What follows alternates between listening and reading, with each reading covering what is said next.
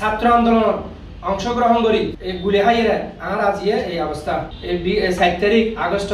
সাম্বল বাজারের পশ্চিম পাশে গুলি হাই। চট্টগ্রামের বাঁশখালী উপজেলার সাম্বল ইউনিয়নের পশ্চিম চাম্বল বাংলা বাজারের মাছ ব্যবসায়ী আব্দুস সবুর বর্তমানে 2 মাস 19 দিন যাবৎ জেল হাজতত আছে। কিন্তু আগস্টের 5 তারিখ শেখ হাসিনা সরকারের পতনের দিন বাঁশখালী বাজারের নাজি দোয়ান মাংসের মামলা তারে আসামি করা হয়। রাজনৈতিক প্রতিহিংসার এই মিথ্যা মামলা প্রত্যাহার এবং প্রশাসনের হস্তক্ষেপ চাইরে সংবাদ সম্মেলন করছি ভুক্তভোগী আব্দুস সবুরের পরিবার। আব্দুস সবুর আজিয়ে দীর্ঘদিন ধরে 20 বছর ধরে ও একজন বাংলা বাজারের সফল ব্যবসায়ী মাছ কিনিয়ে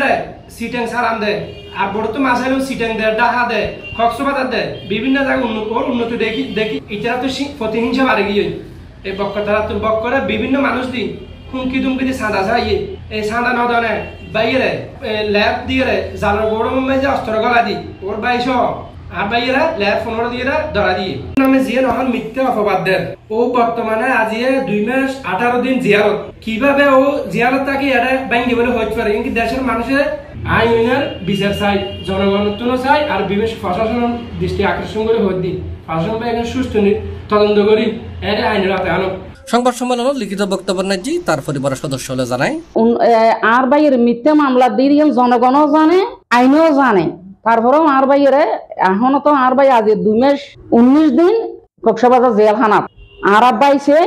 আর আইন নিয়ে বিচার চাই আর বাইয়ের মুক্তি চাই। C+ চট্টগ্রাম।